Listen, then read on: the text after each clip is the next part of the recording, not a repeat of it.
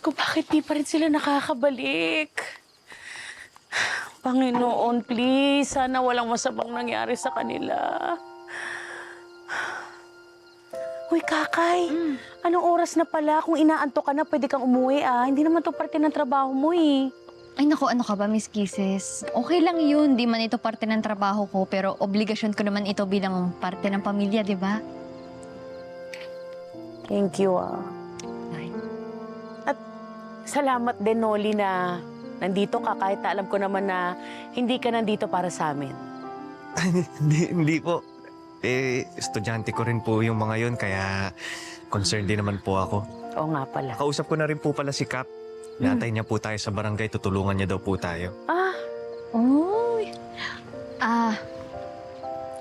Noli, maraming salamat at hindi mo ko iniwan. Wala ka naman, basta ikaw, hindi kita iiwan. Ha? Ano yun? Hindi, gabi na kasi, baka kailangan mo kasama pauwi. Diba? Kasi dilim yung... nakuha niyo pa talaga maganyanan, ah. Bakit? Ay, hindi. Pampagaan lang po ang loob.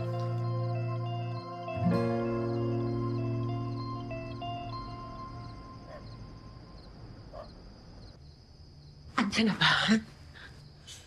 Wala pa po, madam.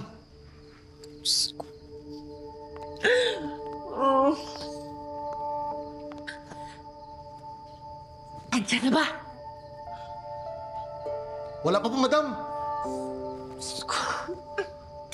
Tsaka medyo may kalayuan yung luntian, madam. Malay mo na yung oras na to, pauwi na sila dito. Sana dumating na sila. Sana dumating na.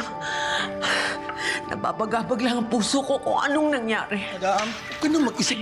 Ayan. Madam? Bakit? Ano? Ano balita? Madam, nahaplatan po kasi yung tricycle na gamit namin kanina kaya natagalan po makabalik.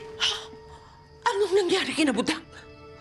Pumasok po sila sa gubat kasi may narinig po silang sigawan doon. Ang hinala nila, nandun yung mga batang hinahanap nila. Ano? Sa loob ng gubat. Sana okay lang sila, madam.